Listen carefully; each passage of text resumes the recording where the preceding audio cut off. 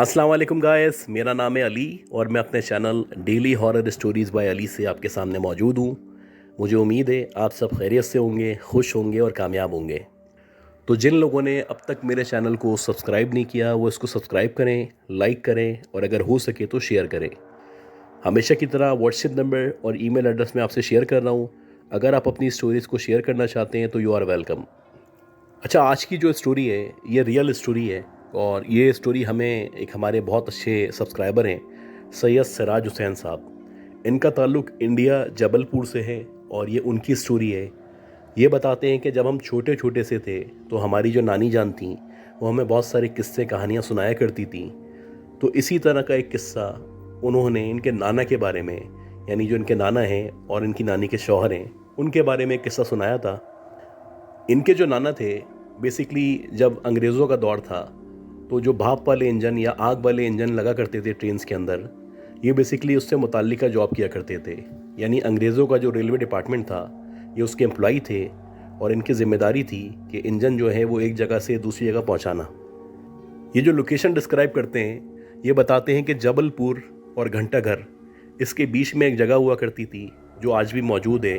वहाँ पे सारे जो भाप वाले इंजन थे या आग वाले रेल के इंजन थे वो सारे खड़े हुआ करते थे और वहाँ पे एक पुल मौजूद था जिसे अंधेरा पुल के नाम से जाना जाता था। अच्छा, अब ये बताते हैं कि जो इनके नाना की जॉब थी वो बेसिकली डे टाइम में हुआ करती थी।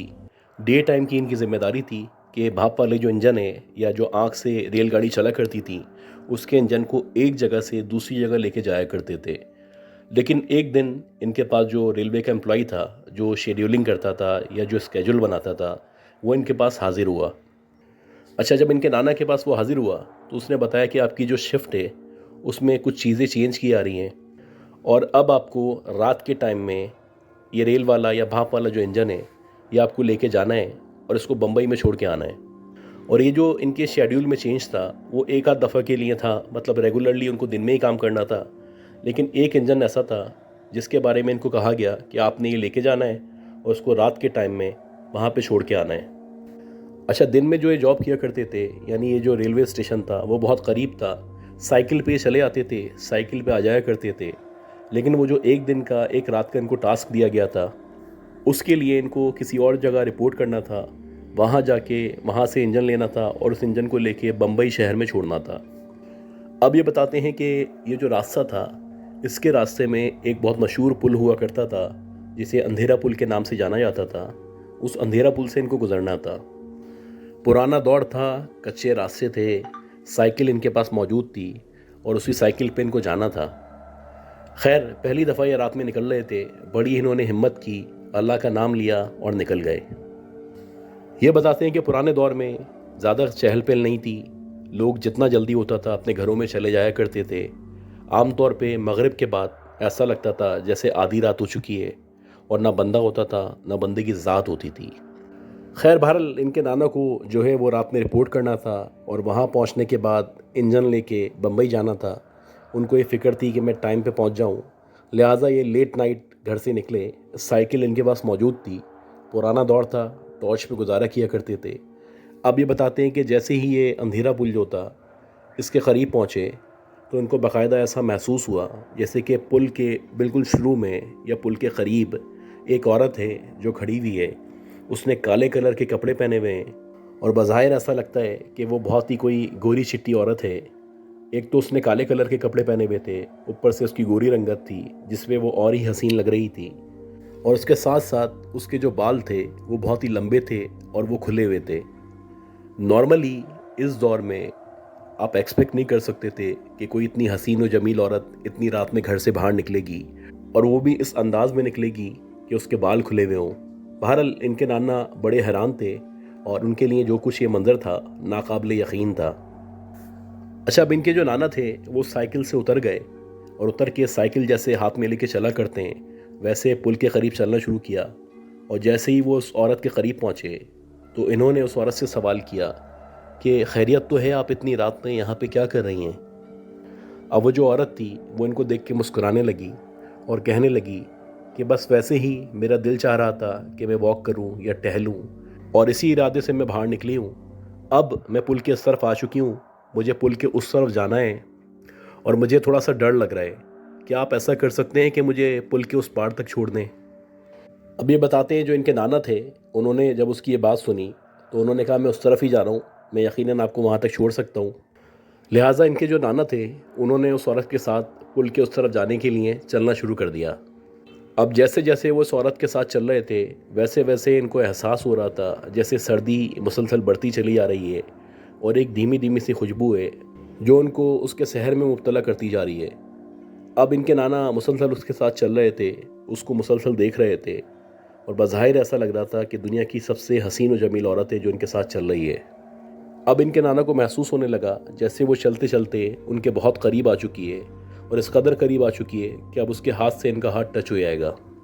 और बिलाखिर ऐसे ही हुआ कि वो औरत इस कदर करीब आ गई कि इनके नाना के हाथ से उसका हाथ टच होने लगा। जब उसका हाथ इनके नाना से टच होने के लिए आता तो उनको ऐसा लगता जैसे कोई हवा का झोंका है जो इनके हाथ के ऊपर से गुजरा है। जैसे नॉर्मली अगर दो इंसानों के हाथ टकराएं तो एक तो टक्कर महसूस होगी, दूसरा हाथों की गर्मी या गरमाइश महसूस होगी। लेकिन जब भी इस औरत का हाथ इनके नाना के करीब आता तो उनको ऐसा लगता जैसे कोई हवा है जो इनके नाना के हाथ के ऊपर से गुजर रही है। खैर बहरहाल पहले तो ये ऑब्ज़र्व करते रहे, लेकिन आहिस्ता आहिस्ता करके इनको यकीन हो चला कि ये जो इनके साथ चल रही है ये कोई नॉर्मल इंसान नहीं है, कोई औरत नहीं है, ये यकीनन कोई ना कोई बदरू है या कोई गलत एंटिटी है। बहरहाल जब इनको एहसास हो गया, अब नाना क्योंकि पुराने दौर के नाना थे, मेंटली स्ट्रांग थे, उनको इस तरह की चीज़ों से निमटना आता था। लिहाजा उन्होंने फ़ौरन से उस औरत को कहा कि मैं चाहता हूँ कि क्यों ना मैं और आप किसी भी जगह पे बैठ जाएं और बैठ के थोड़ी देर बातें करें। तो वो जो औरत थी या वो जो लड़की थी वो कहने लगी कि बिल्कुल, अगर आप चाहें तो मेरे साथ बैठ के बातें करें। अब जैसे ही उस लड़की ने कहा कि मेरे साथ बैठ के बातें करें तो इनके नाना ने कहा कि मैं ऐसा करता हूँ, ये जो मेरी साइकिल है उसको, ये जो पुल है, जो अंधेरा पुल है, उस पुल के बाहर खड़ी कर देता हूँ और फिर हम लोग कहीं चल के बैठ जाते हैं और बातें करते हैं। अब वो जो लड़की थी या वो जो औरत थी उसने कहा ठीक है, आप साइकिल वहाँ पे खड़ी करें, आप आ जाएं, मैं आपका वेट कर रही हूँ। अब इनके जो नाना थे उन्होंने जैसे तैसे करके पुल से बाहर साइकिल निकाली और जैसे ही ये पुल से बाहर निकले इन्होंने मुसलसल आयतुल कुर्सी पढ़ते हुए तेज़ी से पैडल मारना शुरू कर दिए और जैसे तैसे करके जितना तेज़ वो चला सकते थे अपनी साइकिल को चलाने लगे और बिला आखिर वो काफ़ी आगे तक निकल आए। और जब वो आगे निकल आए तो वहाँ पे भी ऐसा लग रहा था कि पीछे से वो जो औरत है उसके चीखने की या इनको पुकारने की आवाज़ आ रही है। वो मुसलसल इनको पुकार रही थी कि आप कहाँ जा रहे हैं मुझे छोड़ के, आपने तो कहा था कि मेरे साथ बातें करेंगे, अब आप जा कहाँ रहे हैं। खैर इनके नाना ने जैसे तैसे पैंडल मारे और पैंडल मारते हुए जो स्टेशन था या जहाँ पे इनको रिपोर्ट करना था वहाँ जाके पहुँचे और जैसे ही वहाँ पे जाके पहुँचे तो तकरीबन नीम बेहोश हो चुके थे। बहरहाल जब ये उस स्टेशन पे पहुँचे तो वहाँ पे जो स्टेशन मास्टर था वो एक नमाजी था, परहेज़गार था और साहिब इल्म आदमी था। खैर बहरहाल जब ये वहाँ पे पहुँचे तो उन्होंने सारा का सारा जो किस्सा था वो उस स्टेशन मास्टर को बताया और वो जो बुज़ुर्ग या स्टेशन मास्टर थे उनको बताया कि मुझे रास्ते में एक बहुत ही कोई हसीन और जमील लड़की मिली थी जो मुझे पुल पे मिली थी। उसने कहा था कि मुझे पुल क्रॉस करवा दें, लेकिन रास्ते में ही मुझे अंदाज़ा हो चुका था कि ये कोई बला है या कोई चुड़ैल है या कोई बदरू है, क्योंकि उसका जो बिहेवियर था या उसका जो बर्ताव था वो नॉर्मल इंसानों की तरह नहीं था। खैर बहरहाल इनकी बात सुन के वो जो स्टेशन मास्टर थे या वो जो साहब थे या वो जो बुज़ुर्ग थे वो मुस्कुराने लगे। वो कहने लगे क्योंकि तुम पहली दफ़ा रात में काम करने आए हो तो इसीलिए आज पहली दफ़ा तुम्हारा उससे सामना हुआ है। तुम परेशान नहीं हो, यहाँ पे जो भी लोग रात में आते हैं अक्सर उनका उस औरत से सामना होता है और उन लोगों को पता है कि उस औरत से कैसे निमटना है और कैसे यहाँ से जाना है। खैर इनके जो नाना थे वो बहुत ज़्यादा परेशान थे। वो कह रहे थे कि अभी 24 घंटे तक तो मैं यहाँ पे हूँ और उसके बाद जब मैं वापस जाऊँगा तो मुझे उसी रास्ते से गुजरना है और जब मैं वापस जाऊँगा तो मुझे वही औरत, वही चुड़ैल या वही बदरू दोबारा नजर आएगी। अब ये बताते हैं जो इनके नाना थे वो ज़ाहिर सी बात इस कदर परेशान थे और वो जो स्टेशन मास्टर थे या वो जो बुज़ुर्ग थे उनको इनकी परेशानी का पता था। लिहाजा वो जो स्टेशन मास्टर थे उन्होंने इनको कहा कि आप एक काम करें, आपका जो काम है वो काम करके आएँ, मुंबई में जो आपको ये इंजन पहुंचाना है इसको पहुंचा दें। जब आप वापस आएंगे तो इंशाल्लाह मैं कोई ना कोई इसका हल निकाल दूंगा। अब उनका जो काम था वो उन्होंने किया और वो काम करके वापस आ गए। 24 घंटे पूरे गुजर चुके थे। सेम उसी टाइम जिस टाइम वो आए थे उसी टाइम इनको वापस जाना था। रात का टाइम था, अंधेरा गुप्त था और जाने से पहले एज़ पर प्रॉमिस वो जो स्टेशन मास्टर थे उन्होंने इनके जो नाना थे उनको अपने पास बुलाया। अब इनके नाना जब उस स्टेशन मास्टर के पास पहुँचे तो वो जो स्टेशन मास्टर थे वो बैठे हुए जहाँ नमाज़ पे कुछ ना कुछ पढ़ रहे थे, कोई तस्बीह पढ़ रहे थे, कलमा वगैरह पढ़ रहे थे। तो उन्होंने इनको कहा कि तुम्हारे पास कोई रुमाल मौजूद है? ये सुन के इनके जो नाना थे उन्होंने कहा हाँ मेरे पास एक रुमाल मौजूद है। और उन्होंने जेब से रुमाल निकाला और वो जो स्टेशन मास्टर थे या वो जो बुज़ुर्ग थे उनको दे दिया। अब इनके नाना बताते हैं कि वो जो स्टेशन मास्टर थे उन्होंने कुछ पढ़ना शुरू किया और जो कुछ वो पढ़ रहे थे काफ़ी देर तक पढ़ते रहे और जैसे जैसे वो पढ़ते जा रहे थे वैसे वैसे इनका जो रुमाल था उस पर वो गिरहाएँ बांधते चले आ रहे थे। तकरीबन आधे से पौन घंटे में उन्होंने पढ़ाई करने के बाद 7 के करीब गिठाएँ जो है इनके रुमाल पे लगा दी थी और गिठाएँ लगाने के बाद इन्होंने वो जो रुमाल था इनके नाना को वापस कर दिया। अच्छा, जब इनके नाना ने वो रुमाल लिया तो उन्होंने पूछा कि अब क्या करना है। तो वो जो बुज़ुर्ग थे मुस्कुराने लगे और कहने लगे कि भाई परेशान नहीं हो, ये जो रुमाल है वो तुम्हारी साइकिल पे मैं बांध रहा हूँ और ये तुम्हारी साइकिल पे बना हुआ है। अब जब तुम उस अंधेरे पुल पे पहुँचोगे तो वहाँ पे दोबारा से तुम्हें वही बदरू या वो चुड़ैल जो है वो नज़र आएगी और ये जो 7 गिराएँ बंधी हुई हैं ये गिराएँ खुद ब खुद खुलना शुरू होंगी।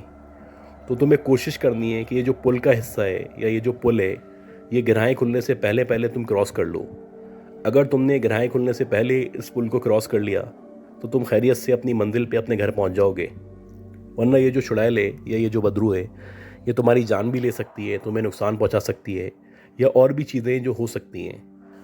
बहरहाल ये सुन के इनके जो नाना थे उन्होंने जो इंस्ट्रक्शन दी थी उसके मुताबिक डिसाइड किया कि जैसे इन्होंने कहा है मैं वैसे ही करूँगा और ये जो रास्ता है पुल से पहले का यहाँ तो मुझे कोई ख़तरा नहीं है। वो जो चुड़ैल है या वो जो बदरू है वो उसी पुल पे मुझे मिलेगी और जैसे ही मैं पुल के ऊपर एंटर होऊंगा मैं पूरी कोशिश करूँगा कि जितना तेज़ मैं पैडल मार सकता हूँ पैडल मारूँ या जितनी जल्दी मैं उस पुल से गुज़र सकता हूँ वहाँ से गुज़र जाऊँ, ताकि उससे पहले कि ये 7 की 7 गिराएँ खुलें मैं इस पुल को क्रॉस कर लूँ और खैरियत से अपने घर पहुँच जाऊँ। इन्हीं उम्मीदों को, इन्हीं ख्यालात को लेके इनके जो नाना थे वो वहाँ से निकले और पुल आने से पहले का जितना भी रास्ता था तो पूरे रास्ते मुख्तलिफ़ ख़यालात इनके जहन में मौजूद थे, मुख्तलिफ़ चीज़ें थी जो इनको रिकॉल हो रही थी। इवन के जो बचपन से पैदा हुए थे और जो भी वाक़यात इनके साथ हुए थे इनके पेरेंट्स से, इनके ग्रैंड पेरेंट्स से या इनकी जो फैमिली थी वो सब कुछ इनके जहन में रिकॉल होने लगा। ये जो कुछ इनका माजी था उसको याद कर रहे थे और अल्लाह ताला से माफ़ी भी मांग रहे थे, बहुत ज़्यादा डरे हुए थे, बहुत सारी चीज़ें इनके जहन में थीं और इनको सबसे बड़ा ख़तरा ये था कि अगर मैं उस पुल से क्रॉस ना कर सका, ये गिरहाएँ खुल गईं तो मेरा क्या होगा, मैं इस दुनिया में नहीं रहूँगा। खैर अल्लाह का नाम लेके आहिस्ता आहिस्ता ही आगे बढ़ रहे थे और जैसे जैसे वो पुल करीब आ रहा था वैसे वैसे ऐसा लग रहा था कि इनकी दिल की धड़कनें बढ़ती चली आ रही हैं, इनकी हालत गैर होती चली आ रही है और इनकी जो मुश्किलात हैं उसमें इजाफ़ा होता चला जा रहा है। बहरहाल जैसे तैसे करके ये पुल के करीब पहुँचे और जब ये पुल के करीब पहुँचे यानी जैसे ही पुल इनको नज़र आना शुरू हुआ वैसे ही इनको गुमा होने लगा जैसे कि पुल पे कोई खड़ा हुआ है, कोई मौजूद है या कोई इनकी आमद का मुंतज़िर है। ये पहले तो यही दुआ कर रहे थे कि काश मेरा उससे इंट्रैक्शन ना हो, मेरा उस बदरू से, उस चुड़ैल से सामना ना हो, मैं उससे मिले बगैर बच के यहाँ से निकल जाऊँ और किसी भी तरह मुझे उसको फेस ना करना पड़े। क्योंकि वो जो बदरू थी उसको जब ये आ रहे थे तो उन्होंने वादा किया था कि मैं साइकिल पुल के बाहर खड़ी करके वापस आता हूँ तो हमारे साथ बैठ के बातें करूँगा। और जब ये नहीं गए थे तो उसने आवाज़ें देना शुरू कर दी थी। खैर जैसे ही ये मज़ीद करीब पहुँचे तो इन्होंने देखा कि वही औरत, वही खूबसूरत औरत जो ब्लैक कपड़ों में है, जिसके लंबे खुले हुए बाल हैं और उसकी बहुत गोरी चिट्टी रंगत है, वो वैसे ही पुल के शुरू में या उसके स्टार्ट पे खड़ी हुई है और ऐसा लग रहा है कि वो इन्हीं की मुंतज़िर है, इनका ही वेट कर रही है। और जैसे ही उस औरत ने इनको देखा तो उसने मुस्कुराना शुरू कर दिया, जैसे कि कोई खुशी का इज़हार कर रहा हो या बहुत मुतमईन हो या किसी जीत का समा सा होता है, वैसा माहौल बना हुआ था। अब ये बहुत बुरी तरह डरे हुए थे, जबकि वो जो बदरू थी या वो चुड़ैल थी वो बहुत खुश थी, क्योंकि उसको पता था कि अगर इनको अपने घर जाना है यानी इनके नाना को अपने घर पहुंचना है तो किसी भी सूरत में इस पुल से गुज़रना होगा और इस पुल से गुज़रने के लिए इन साहब को या इनके नाना को मुझसे मिलना होगा। खैर इनके नाना जैसे जैसे आगे बढ़े तो वैसे वैसे वो जो औरत थी वो इनके करीब आना शुरू हुई और जब इनके नाना पुल के करीब पहुँचे तो वो जो औरत थी वो आगे बढ़ी और मुस्कुरा के कहने लगी कि तुम आ गए वापस, आओ मेरे साथ बैठो, बातें करो, क्योंकि तुमने जाते हुए मुझसे वादा किया था कि तुम मेरे साथ बैठोगे और बातें करोगे। अब ये सुन के इनके जो नाना थे उनकी हालत गैर हो गई हालांकि ये बड़े कॉन्फिडेंट थे कि जो औरत है ये मेरे करीब आ ही नहीं सकती। बहरहाल वो इनके बहुत करीब आ चुकी थी और फाइनली वो इनके इस कदर करीब आ गई कि उसका हाथ इनके हाथ से लगने वाला था और वो इनको यही कह रही थी कि साइकिल से नीचे उतरो, मेरे साथ चलो, बैठो, बातें करो। इनके नाना के पास उसको देने के लिए कोई जवाब नहीं था। वो चुपचाप थे और वो कोशिश कर रहे थे कि जैसे तैसे मैं पुल के ऊपर एंटर हूँ और उस पुल को क्रॉस करूँ, इससे पहले कि जो 7 गिराएँ मेरे रुमाल में लगी हैं खुल जाएँ। इसी दौरानिए में वो जो चुड़ैल थी या बदरू थी वो आगे बढ़ी और उसने इनका हाथ पकड़ने की कोशिश की और जैसे ही उसने इनका हाथ पकड़ने की कोशिश की तो उसके हाथ को एकदम ऐसा लगा झटका लगाए या कोई करंट लगाए और वो पीछे हटी। और जैसे ही वो पीछे हटी तो उसने कहा, तुम मुझसे बचने के लिए अपना सामान करके आए हो, ये तुम्हारी गलत फहमी है, तुम आज यहाँ से बच के नहीं जाओगे। अभी उससे इतनी बात हुई थी कि इसी दौरानिए में इनके जो नाना थे उनकी रुमाल पे नज़र पड़ी तो उन्होंने देखा कि 2 गिठाएँ खुल चुकी हैं। ये बहुत परेशान हो गए क्योंकि अभी तो ये पुल के ऊपर एंटर भी नहीं हुए थे और उससे पहले ही 2 गिराएँ खुल चुकी थीं। खैर ये जल्दी से पुल के ऊपर एंटर हुए और वो जो औरत थी वो इनके साथ ज़बरदस्ती करने की कोशिश करने लगी, इनके करीब आती, इनका हाथ पकड़ने की कोशिश करती, लेकिन ये जो थे मुसलसल उसको झटका देते हुए, पैंडल मारते हुए आगे बढ़ने की कोशिश कर रहे थे। एक अजीब सा माहौल था कि वो औरत इनको नुकसान भी नहीं पहुंचा पा रही थी, लेकिन जैसे जैसे वो इनके करीब आती थी उसको झटका लगता था और इनकी गिराएँ जो है वो खुलती चली आती थी। इसी दौरानिए में 3 से 4 गिराएँ जो थीं वो खुल चुकी थीं और ये तकरीबन पुल के बीच में आ चुके थे। अब इनके जहन में ये था कि ये 3 गिराएँ खुलें उससे पहले मुझे इस पुल को क्रॉस करना है और अगर मैं इस पुल को क्रॉस नहीं कर सका तो हो सकता है ये मेरी आखिरी रात हो। खैर उन्होंने जल्दी जल्दी पैंडल मारना शुरू किए और वो जो औरत थी वो मुख्तलिफ़ तरीके से इनके सामने आती, कभी इनको रोकने की कोशिश करती, कभी इनसे रो के बात करती, कभी एकदम हंसने लगती। मतलब जितने भी वो बहाने बना सकती थी इनको रोकने के, वो सारे बहाने बना रही थी और उसकी पूरी कोशिश थी वो यहाँ पे रुक जाए। अब इनके नाना बताते हैं कि जब उसकी सारी कोशिशें नाकाम होने लगीं और उसको लगा कि ये रुकने वाला नहीं है, ये पुल क्रॉस करेगा, यहाँ से गुजरेगा, आगे जाएगा, तो एकदम से वो जो औरत थी वो गायब हो गई। अब जब वो औरत गायब हुई तो इनके नाना समझे कि शुक्र है ये औरत चली गई, अब मैं जल्दी जल्दी पैंडल मारता हुआ यहाँ से निकल जाऊँगा, उस पुल को क्रॉस कर लूँगा और फिर मेरा कभी भी यहाँ पे आना नहीं होगा, ना इस औरत से सामना होगा। ये इन्हीं ख्यालात में और खुशफहमी में मुब्तला थे और जल्दी जल्दी से पुल क्रॉस करने की कोशिश कर रहे थे। तकरीबन 80% पुल जो है वो क्रॉस हो चुका था, 20% पुल रह गया था। इसी दौरानिए में इनके नाना ने देखा कि पुल जहाँ पे एंड होता है बिल्कुल एंड पे वो औरत खड़ी हुई है और उस औरत ने इनके नाना के देखते देखते ही अपना जो सर था उसको किसी छुरी से या तेज़ धार आले से काटा और काटने के बाद अपने ही हाथ में पकड़ लिया। यानी वो जो औरत थी या वो जो बदरू थी या वो जो चुड़ैल थी उसने अपना सर खुद ब खुद काटा और काटने के बाद अपने ही हाथ में पकड़ लिया और जो उसके हाथ में सर मौजूद था वो उस सर से भी बातें कर रही थी और उनको मुसलसल कह रही थी कि मैं तुम्हें यहाँ से जाने नहीं दूंगी। अब जब इनके नाना ने इतना खौफनाक मंजर देखा तो इनकी हालत गैर हो चुकी थी। इनको लग रहा था कि जैसे ये बेहोश हो जाएंगे या इनके सेंसेस जो हैं उन्होंने काम करना छोड़ दिया है।